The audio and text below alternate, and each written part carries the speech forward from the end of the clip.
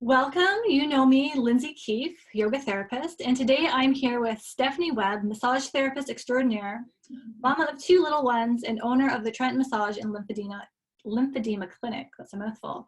I asked her to join me today to share a few massage practices to help improve movement and to bring more ease into your day. So I'm going to turn this over to Steph, and we'll go from here. All right. Hi, everybody.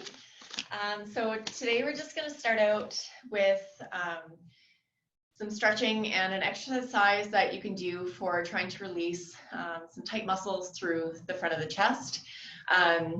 Most of the exercises for today are based on what we would see regularly for clients coming in with pain through their shoulders, neck, anything through the upper back due to working at an improperly set up workstation. That might just be right now. Of course, a lot of people are working from home on their laptops. They don't have a really great table or something like that, right? So we're and being on our tablets or just watching maybe a little bit too much Netflix, too much still time right now maybe. And what we tend to see on a regular basis with those that are working is that head forward posture and our shoulders coming forward. So we're sitting at our computers, we've got our, we're in that forward. And, you know, as many times as you can think of during the day, try to remind yourself or put that little sticky note on the side of your computer to say, hey, straighten up, get those shoulders back, get your head back over your shoulders. But the more and more that we come forward, the more that feels normal and it starts to feel like a really good stretch when you start to try to open up and get that head back. Yeah. So when are you gonna have a stew? Yeah. So the first thing is for our pectoralis muscles. So pec minor, it attaches from the shoulder just down to the 3rd, 5th ribs, and then our pectoralis major, it attaches all along the rib cage, along the sternum, and down, and then comes up to the shoulder. So this is a large muscle that will do a lot of our pulling of the shoulders forward. It also starts to restrict your breathing if you're not keeping that loose. It can be really hard to get that really deep breath in, which is so important for so many things. Yeah, especially managing the stress that we're all feeling right now. Being able to breathe is so key. Absolutely. Like just today, I'm sitting at my computer trying to do some administrative work, and I noticed that I'm hunching forward and I'm taking these really shallow breaths, and all of a sudden I just felt like, oh, I need to take a big deep breath there, and that reminded me like you're in a really poor position to be sitting here for the whole day like that. So the myofascial pectoralis release, you can do this in one of 2 ways. You can use your hand to apply a pressure into the muscle. So if you're feeling along the front of the shoulder, just beneath the clavicle, you'll be into some meaty tissue there, pressing in and pulling downwards in towards that opposite hand. This might be a little bit tender already for some that have some tightness through there. But while you're holding that pressure in, what I want you to do is roll that shoulder up and back, maintaining the pressure that you have into the muscle. That's up and back. And breathe. and take some deep breaths too while you do it. Now do this really slowly. The slower you do it, the more time you're giving that fascia, the covering of the muscle, everything that's interweaving through there, time to actually release. As you go through it, it should start to become a little bit less painful as you do that a few times. And through that same area that was tender, again, one more press, and this time I want you to lift your arm up and come back. So this will give you more of a stretch, but that first one is just getting a little bit of a warm up. Okay, if you find it too hard, some might find this hard on their wrist or just for strength for applying that pressure with the fingers. Another thing you can do too is take a tennis ball, or if you have a spiky fascial ball, I'll actually grab one here. So this will do a little bit more of an easy grab. So this has just spikes all over Just it. like a rubber ball, but with spikes on it? This one's a hard one. It's a rock ball, but yes, you can use just a rubber, like an acu ball, something rubber. Yeah, so I've got like the yoga tune-up balls that are just like, they're different sizes, but they do the same. Yeah, a lacrosse ball, tennis ball, anything, like it's just something else that you can just apply that pressure with the palm of your hand. So you'd hold the ball into that area instead. So I'm there on the shoulder, pressing it in, and then coming up and extending. It just takes some of the pressure off the wrist if you're trying to just press in with your fingers. So oh yeah, I can feel my breath just like opening up. yeah. Oh yeah, breathe. Now if you try to extend your arm, oh yeah, it might feel a little bit easier. range of motion.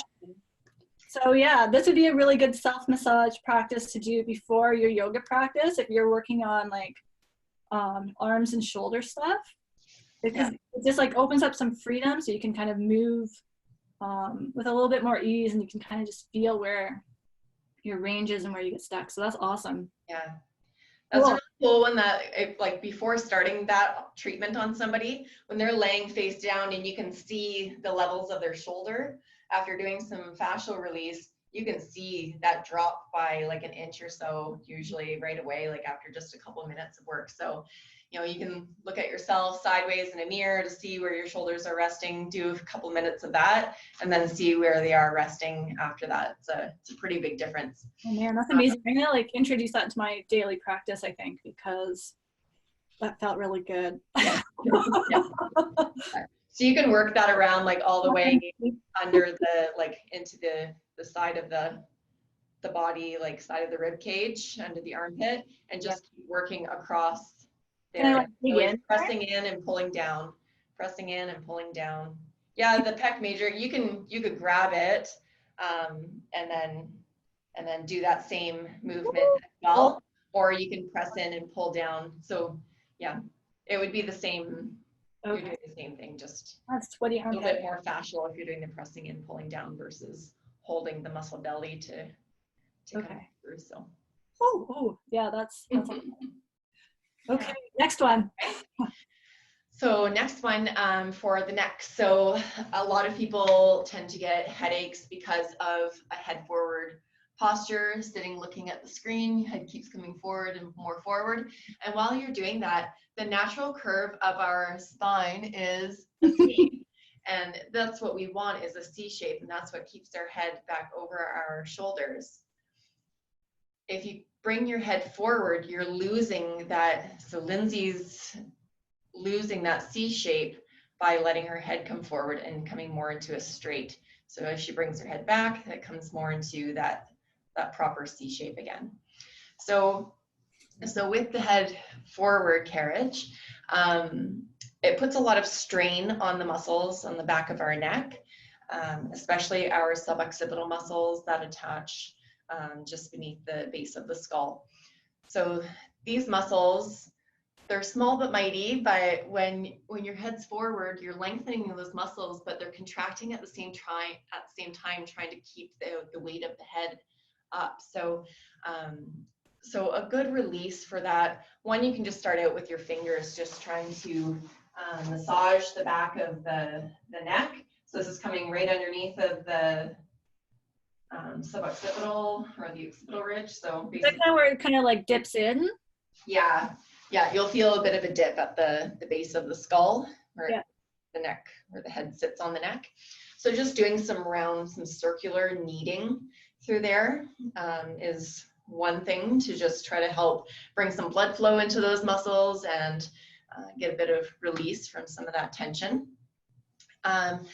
But one of my favorite ones to do for a home care exercise is using tennis balls. So I'm going to go down here and show you how to use that.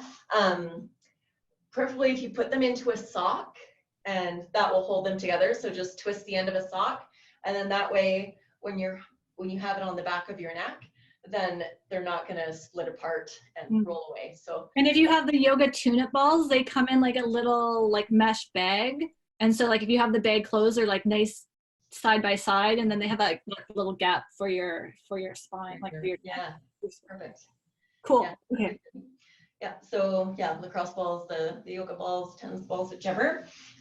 So using these on the back of the neck, so you're laying on them so that the base of your head, so the skull, is kind of meeting the balls, and in between the balls is your cervical spine.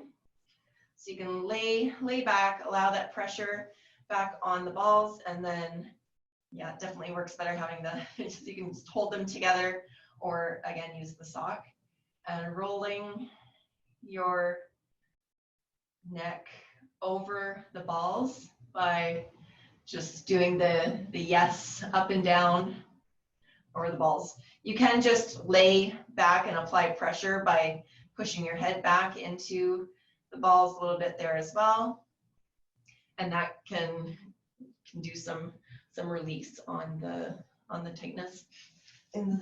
So that would like be a nice follow-up if you're doing, I think like even like some shoulder work, or if you're, you know, working. Oh yeah, you do have like a stretch to do with that. So yeah, so by doing that one first, you'll really notice like where the tension is, or you can do just by doing like the circular kneading with your hands. You can notice where the tension is in the back of the neck. Yeah, I felt that like loosen up even just with a little bit of the massage. That was really nice. Yeah. So there's a couple stretches you can do for the neck to try to help alleviate some of the tension through there. With stretches, try to hold them for about 30 seconds to a minute. Just give those muscles time to let go and release. So we're going to differentiate these stretches into lower cervical and upper cervical. So with the lower cervical stretch, this is just that typical allowing your head to fall over to the shoulder.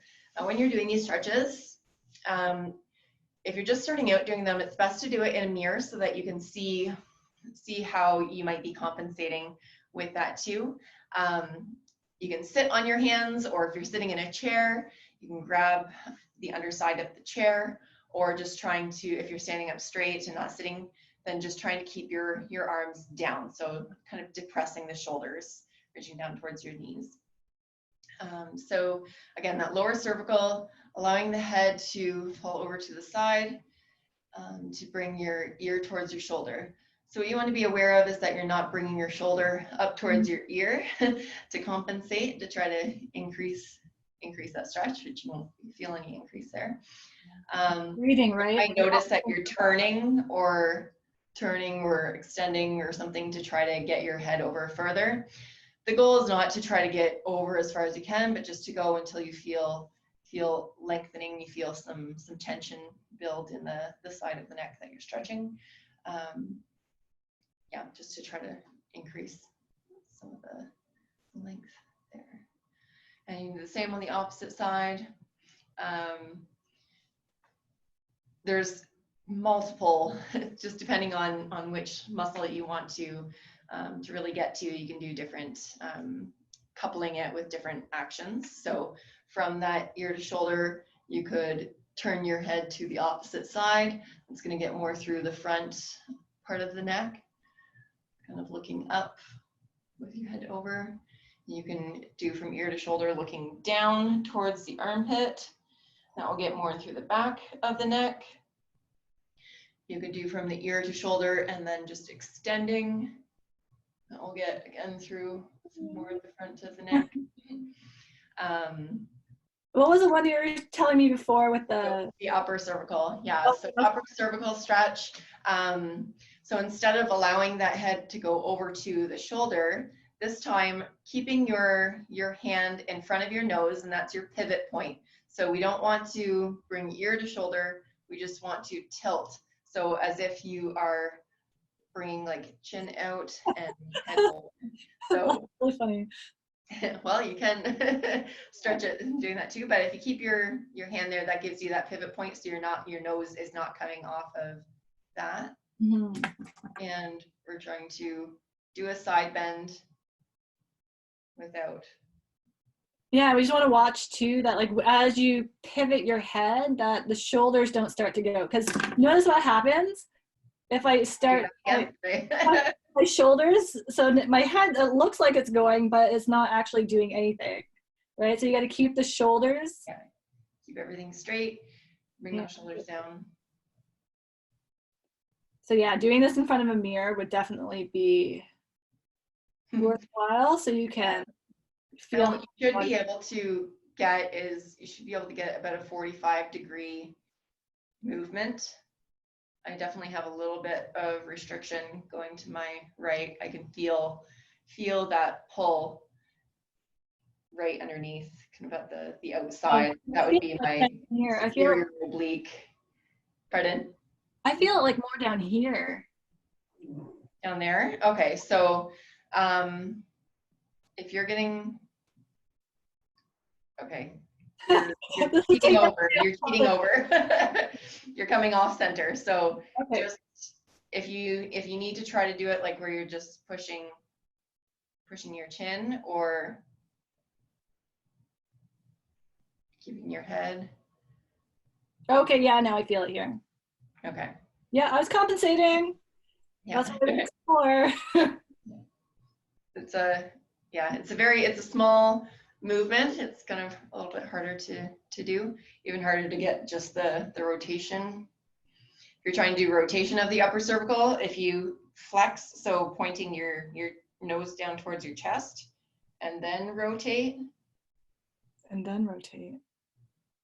You'll get upper cervical rotation versus having your head up and just rotating as if you're trying to look over the shoulder. But if you do that rotation movement with your head flexed, you'll separate it into getting more of just your upper cervical. And through that too, you can really feel like if there's pain with that movement, then you likely, need to be getting into those upper muscles of the neck a little bit more for stretching. So you can hold those positions. So just testing that range of motion, if it feels a little bit tight, if it feels like you're getting a pull through there, then hold that position in a comfortable way. If it's painful, back it out. So yeah. So I think that the whole idea is like, don't force it. Like, don't try to create a strong sensation. Like if there's no sensation, it's just a sign that it's probably not that tight. So you don't need to make it something that it's not. And if it does feel tight, just to go slowly into it, just kind of right where you feel it, start to feel it, and then just breathe there. Beautiful. Love it. Okay. Love it. Yeah, and then you can test out, doing that rolling again, or kind of massaging or using the ball. Rolling in the back of the neck, and you might feel a little bit less tender through there. Yeah. Okay. The last one that I had was for forearms. So again, because of all this computer work and everything right now, with that coming forward posture, again, and even with the pecs, it doesn't necessarily mean that you're going to, so I'm kind of like backtracking here, but you might not necessarily feel soreness or tension in through the pecs. Where you are likely going to feel pain is going to be in the upper arm, and that's where the pecs are inserting to. So right through, whether it's the bicipital groove, it's kind of a tender spot right along the front, the bicipital groove, through the front of the shoulder. Anyway, so sometimes that can become painful because of the pecs being tight and just being in that rounded position for too long. So doing some of that pec release can help a lot with shoulder pain as well. Yeah, and then if you've worked with me and you've done a yoga therapy with me, doing the isolated shoulder blade movement where your arm's being held out to the side, or like some rotation of the upper arm, even like extension. That's all going to be like good movement to follow up after doing the release, because then we're establishing, new neuromuscular patterns to help improve your movement. So cool. So what was the last exercise that we're going to do? So that is forearms. So if your wrists are starting to get sore, because of all the typing, being at the computers. So doing some self-massage first to try to warm up the muscles and kind of let you know where the areas are tender. So you can lay your arm on your leg. You can also do this like laying your arm on a countertop or something as well. It's just similar to rest the arm so that it's resting and you're not holding it up trying to do this, because then the muscles aren't relaxed. Using the opposite arm, I'm going to use the kind of outside of my forearm as a kneading tool. So think of it as like your Rolling pin? Rolling pin, yeah. So we're going to do a rolling action. So I'm going to apply pressure into the muscles of the forearm and roll. Apply pressure in and roll. Pressure down and roll. And just kind of overlapping those areas as you go down, and just slowly work your way down. I can start to feel some tenderness as I get into the lower part of my forearm. So I'm just going to do some extra rolling through there to just keep working through the area that is tight. Then you can turn your forearm over. You can do the same thing on the back of the forearm as well. Just rolling down. My arms are so bony. You can apply like a lotion or oil on your arm as well and just strip. So you're just applying a pressure straight down and through as well. You can do it dry as well, but it feels nicer with the lotion. So that's another one, or you can use your elbow in, but that gets a lot more specific. So just make sure that you're not applying it's not painful when you're doing it. If it's painful, it's maybe too hard or just not the right technique. So use a broader surface, okay? You can do some muscle squeezing. So just using your hand over the forearm to squeeze, pick up the muscle a little bit through there. And same on the back of the forearms. And then we can go into a stretch. So just to help open up the joint for the wrist. Keeping your elbows straight and using the palm of your hand to cover the palm and fingers. And we're going to bring the wrist back into extension. So holding that stretch for about 30 seconds to a minute.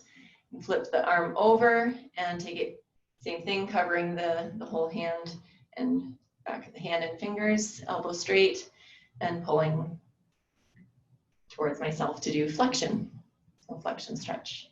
Oh man, you have a lot of flexion. I'm hypermobile, so I do have a lot of range in my wrist. It feels like I have the wrist, you can do yeah. So if you like, just from after doing that, you test that on the other side, like how stiff it might feel at the wrist or through the forearms. You should be able to feel like it just moves. I want to do push-ups now. I feel like so ready to go. I don't know if I feel that great. We'll see the other side. It's definitely a good self-care tool. I should definitely be doing the other side there too. Yeah, let's see the other side. I assume people are following along. Man. Roll. Yeah, so like if you have a yoga practice where you're doing any kind of like weight balancing, whether you're like in a tabletop doing cat-cow or plank, or if you're doing more advanced stuff like downward dog or even like other arm balances, this would be a good kind of practice to bring more ease into like your hands and the connection between your hands and your shoulders. Mm-hmm. Yeah. Yeah. Yeah, and for somebody that has difficulty doing even just downward dog, anything that you're having to apply that pressure, being able to get some work done in through the forearms first, so that you're able to apply that pressure through your full palm and fingers, and not Yeah, and that's why I love to like doing work with the pecs and your neck, because it's all connected, right? So if we don't have a range of motion to bring our arms overhead and support the weight of our body, or even like any kind of flexion, and then if we're adding load to that, I'm gonna stretch while I'm talking here. Yeah, that can create a lot of other issues and pain concerns. So making sure that you have the appropriate range and that you are applying the appropriate amount of load so you're not overtaxing your system, right? Yeah. Yeah, even that awareness as well of your positioning, so that when you are holding a position for yoga or at your desk, whatever it is, to be aware of keeping the shoulders back and keeping your neck back, so that you're not creeping forward or hunching forward and keeping everything rounded. You want to make sure that you're setting those shoulders back and that you're keeping your head back over the shoulders too. Oh, I feel so loosey-goosey now. Good. That was great. Oh, is there anything else that you want to add, Steph? That was fantastic. That's all I had on the list for today, but we'll come up with other little strengthening exercises and stuff that I'll post on my Instagram account. It's Trenton Massage, and then that'll post over onto Facebook as well. So you can find any of our little videos on self-care at our page at Trenton Massage. Awesome, amazing. So I will share that either below or in the comments when I share this. And thanks so much for taking time to teach us those skills. I think that's like super, super helpful.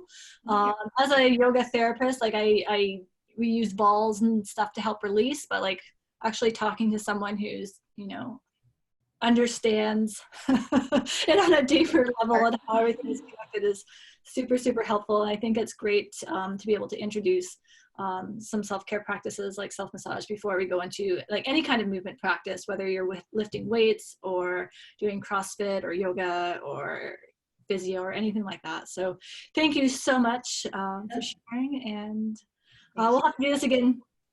Yes. Have a All right. good day. Thanks. Bye. Bye.